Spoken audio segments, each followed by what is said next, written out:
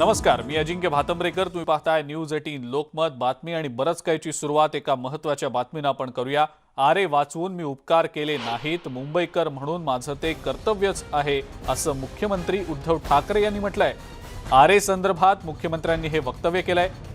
कृती आराखड्याचं अनुकरण देशानं करावं, हा कृती आराखडा कृतीत उतरला पाहिजे, असंही मुख्यमंत्री म्हणालेले आहेत. मुंबईतल्या वातावरण कृती आराखड्याचं लोकार्पण मुख्यमंत्र्यांनी केलेलं आहे आणि यावेळेला ते बोलत होते.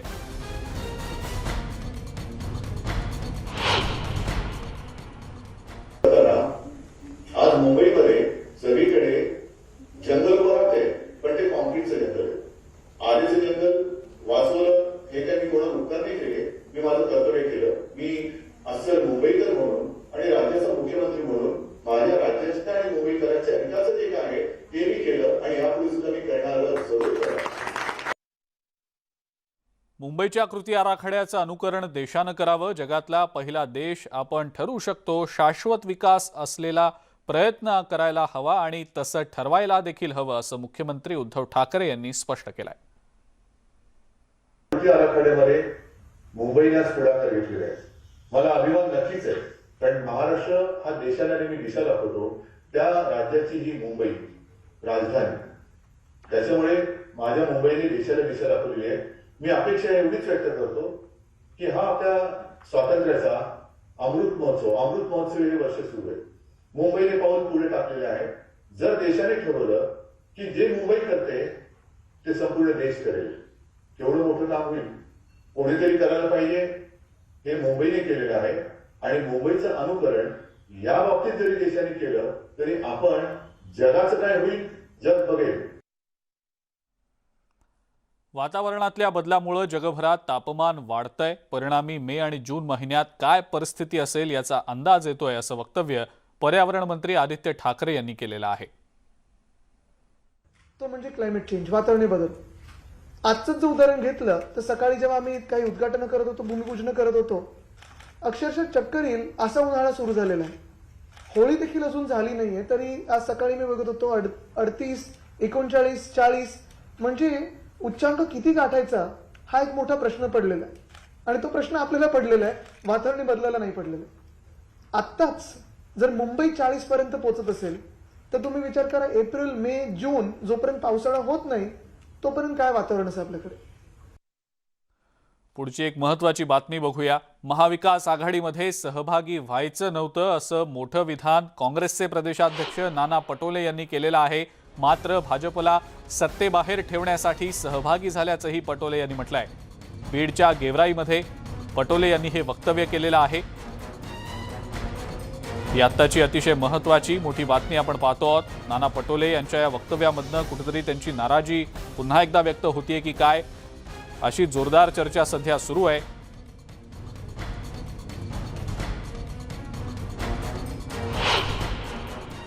महाराष्ट्राचं सरकार जेव्हा निर्माण करण्याची वेळ आली तर त्यावेळेस सोनिया गांधीजींना काही हे सरकार करायचं नव्हतं, पण भाजपला सत्तेपासून दूर ठेवायचं असं प्रामाणिक मत त्यांनी म्हणाले.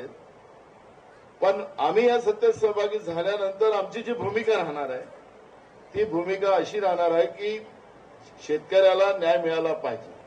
आणि म्हणून सोनिया गांधीजींनी सांगितलं की बाबा आम्हाला मुख्यमंत्री नको, आम्हाला उपमुख्यमंत्री नको, तुम्हीच बनवा, पण सरकारच्या पहिल्या अधिवेशनामध्ये शेतकऱ्यांची कर्जमाफीची घोषणा झाली पाहिजे. याच संदर्भामध्ये आता आपण प्रतिक्रिया जाणून घेणार आहोत. आपल्या सोबत राष्ट्रवादी काँग्रेसचे प्रवक्ते अंकुश काकडे आहेत सध्या फोन लाईनवरनं. अंकुशजी, स्वागत आपलं न्यूज 18 लोकमतमध्ये. महाविकास आघाडीमध्ये सुरुवातीला सहभागी व्हायचं नव्हतं, पण भाजपला सत्तेबाहेर ठेवण्यासाठी आपण सहभागी झालो, असं एक मोठं विधान नाना पटोलेंनी केलंय. आपली पहिली प्रतिक्रिया. नाही, ही वस्तुस्थिती आहे की कोणत्याही परिस्थितीमध्ये यावेळेला भारतीय जनता पक्षाच्या हातात सत्ता येऊ द्यायची नाही, अशा प्रकारचाच निर्णय पवार साहेबांनी घेतला होता. आणि सेना आणि भाजपमध्ये जे मुख्यमंत्री पदावरून वाद चालले होते त्याचाच त्याला कंगोरा होता.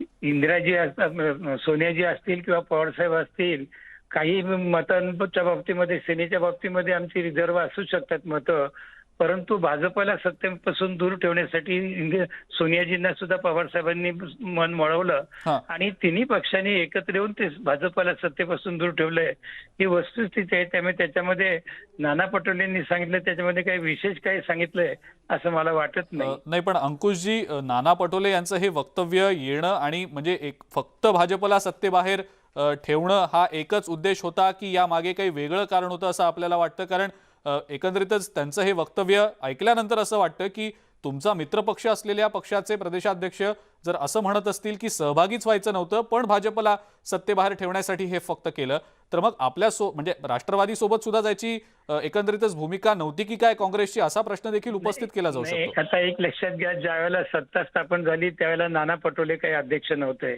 बाळासाहेब थोरात अध्यक्ष होते. त्यामुळे नाना पटोलेंच्या वक्तव्याला काही मत देण्यापेक्षा बाळासाहेब थोरात जर काय बोलले तर त्यात महत्वाचं आहे.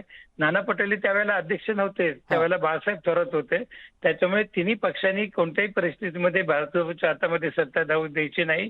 कॉमन मिनिमम प्रोग्राम खाली तिन्ही पक्ष एकत्र आलेले आहेत आणि महाविकास आघाडी सरकार चांगलं काम करत आहे. बरं, अंकुशजी धन्यवाद. आपण न्यूज 18 लोकमतशी बोललात आणि आपली प्रतिक्रिया दिलीत त्याबद्दल. आपल्या सोबत अरविंद सावंत आहेत सध्या, शिवसेनेचे खासदार नेते. अरविंदजी, आपलं देखील स्वागत न्यूज 18 लोकमतमध्ये. महाविकास आघाडीची ज्या वेळेला स्थापना झाली, सत्ता स्थापन करण्याचं ठरलं, सुरुवातीला सहभागी होण्यास काँग्रेस तयार नव्हती, इच्छा नव्हती असं नाना पटोले म्हणतायत. आपली पहिली प्रतिक्रिया? मला वाटतं आता वेळ निघून गेली सगळं बोलण्याची. आता आकर्षण करायचंय.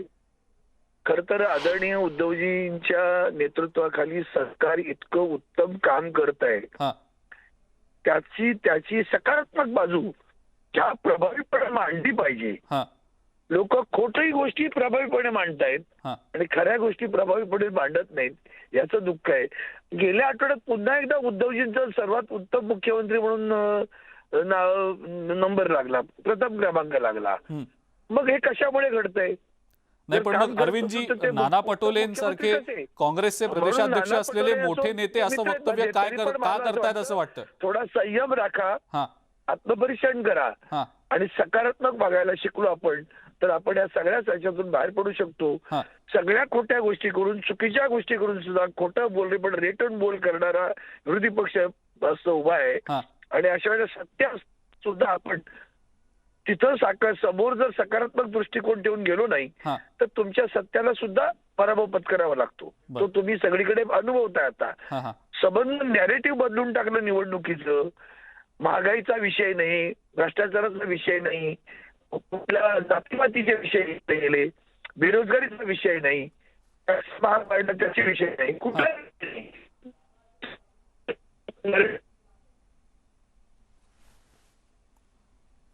अरविंदजींचा आवाज आपल्यापर्यंत येत नाहीये व्यवस्थित. कदाचित आपण पुन्हा एकदा त्यांना संपर्क करण्याचा प्रयत्न करूया. पण कुठेतरी या सगळ्यामध्ये काही वेगळं कारण होतं या मागचं, का फक्त भाजपला सत्तेपासून दूर ठेवायचं म्हणून हा निर्णय काँग्रेसनं घेतला? काय नेमकं यामागे यांची भूमिका आहे नाना पटोलेंची या वक्तव्यामागे, हे देखील पाहणं महत्त्वाचं ठरणार आहे. बीडच्या गेवराईमध्ये नाना पटोले यांनी हे वक्तव्य केलेलं आहे. सोनिया गांधींचीही महाविकास आघाडीमध्ये येण्याची इच्छा नव्हती, पण भाजपला सत्तेबाहेर ठेवायचं म्हणून हा निर्णय घेतला गेला असं नाना पटोले यांनी म्हटलंय. पुन्हा एकदा आपण पाहूया नाना पटोले नेमकं काय म्हणाले ते.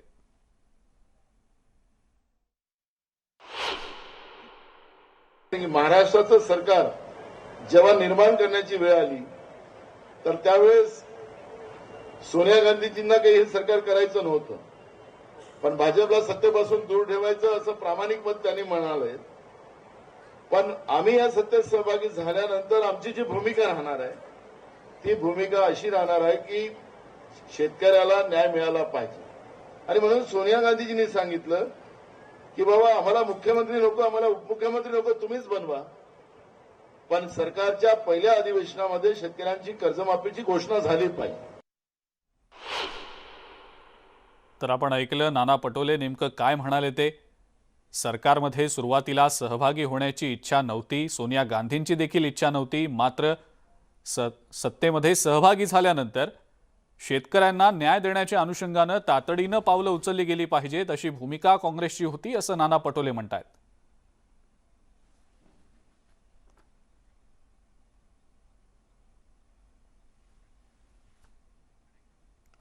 पुढची एक महत्वाची मोठी बातमी आता आपण बघणार आहोत. न्यूज 18 लोकमतवर सगळ्यात मोठा हा खुलासा आहे. तेजस मोरे यांचा हा मोठा खुलासा आहे. स्टिंग ऑपरेशन नंतर तेजस मोरेंनी हा खुलासा केलाय.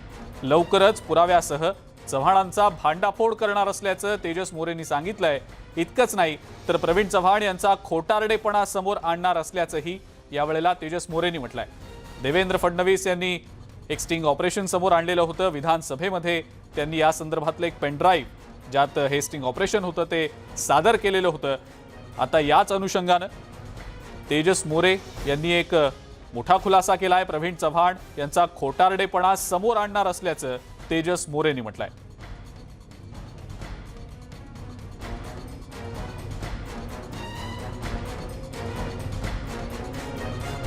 न्यूज 18 लोकमतवर हा सर्वात मोठा खुलासा आपण पाहतो आहोत. स्टिंग ऑपरेशन नंतरचा हा तेजस मोरेनं केलेला खुलासा आहे. नेमकं आता आपण ऐकणार आहोत तेजस मोरेंनी नेमकं काय म्हटलंय.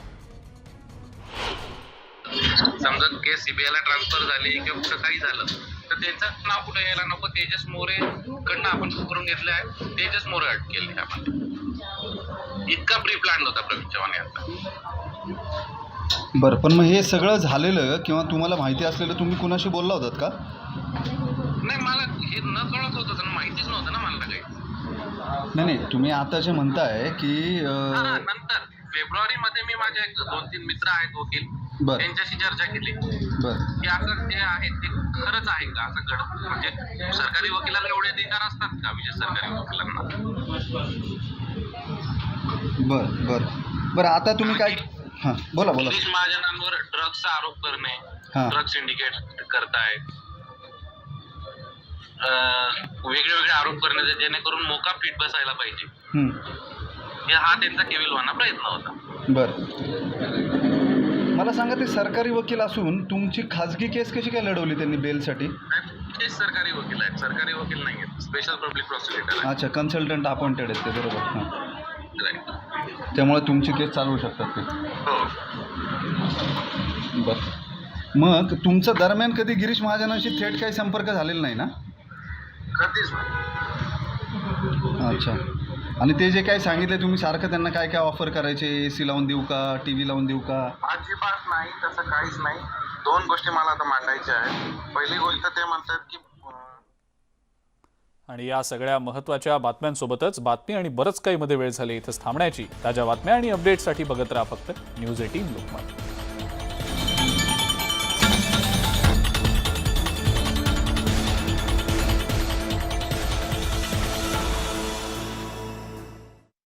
इस बात का मुझे बहुत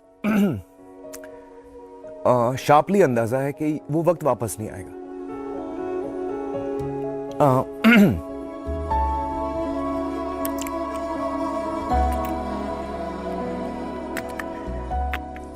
लेकिन जब उसको शायद